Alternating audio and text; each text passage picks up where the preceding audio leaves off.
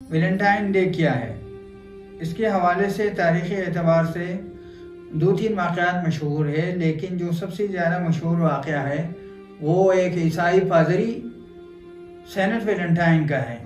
Roman بت پرست لوگ جب عیسائی مذہب قبول کر گئے، عیسائیت میں داخل ہو گئے، اس وقت کا جو حکمران تھا یا بادشاہ کہہ لے رومن کا، انہوں نے اپنے فوجیوں پر ایک پابندی لگائی تھی کہ فوجی نوجوان شادیاں نہیں کریں گے، اور اس کی ذہن میں اس کی ایک وجہ تھی، وہ یہ کہ جب یہ فوجی نوجوان شادیاں کر لیتے ہیں تو بیویوں کو وقت دینے کی وجہ سے مقابلہ نہیں کر سکتے، اس لیے انہوں نے یہ پابندی لگائی تھی۔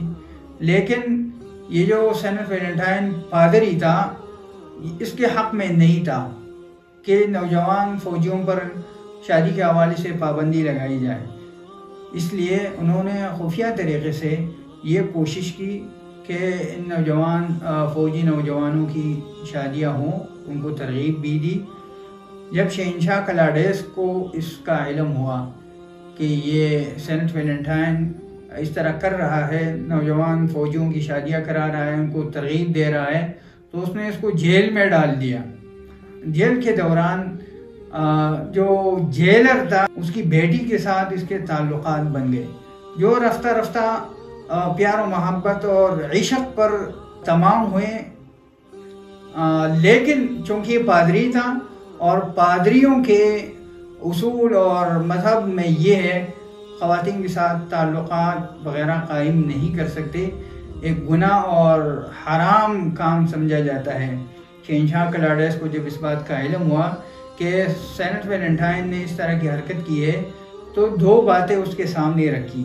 ایک بات یہ کہ وہ رومن مذہب کو قبول کرے اور عیسائیت کو چھوڑ دے، تو اس صورت میں اس کی معافی ہو جائے گی اور اس کو بادشاہ کے قریب بھی کر دیا جائے گا، ان لوگوں میں شمار کیا جائے گا۔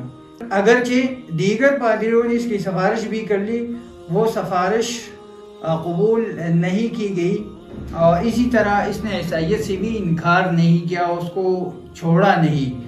تو پھر اس کے نتیجے میں 14 فروری کے دن اور 15 فروری کی رات کو اس جرم کے نتیجے میں اس کو پھانسی دی گئی۔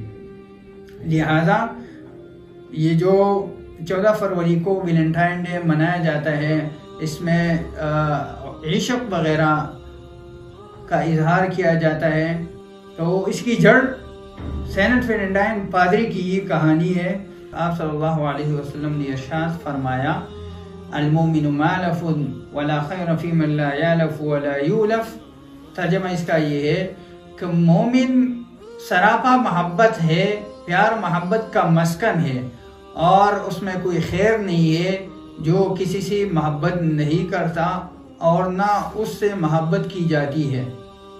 اب دیکھیے، اسلام نے نہیں کہ محبت کو جائز قرار دیا، بلکہ اس کی حوصلہ افزائی کی گئی ہے کہ اس مسلمان مومن میں کوئی خیر نہیں ہے جو نہ کسی سے محبت کرتا ہے اور نہ اس سے کوئی اور محبت کرتا ہے۔ لیکن یہ محبت کس سے کی جائے؟ شرعی حدود اس کے کیا ہیں؟ شریعت نے اس کے کیا حدود رکھے ہیں؟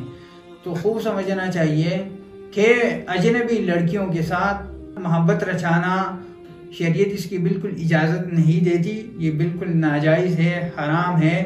بندہ محبت کرے، اپنی بیوی کے ساتھ محبت کرے، اپنی بہن کے ساتھ، اور گھر میں جو بچیاں ہیں، اپنی بیٹیاں ہیں وغیرہ، ان کو سرخ پھول دے، کوئی اور قسم کا پھول دے، اس میں کوئی حرج نہیں ہے۔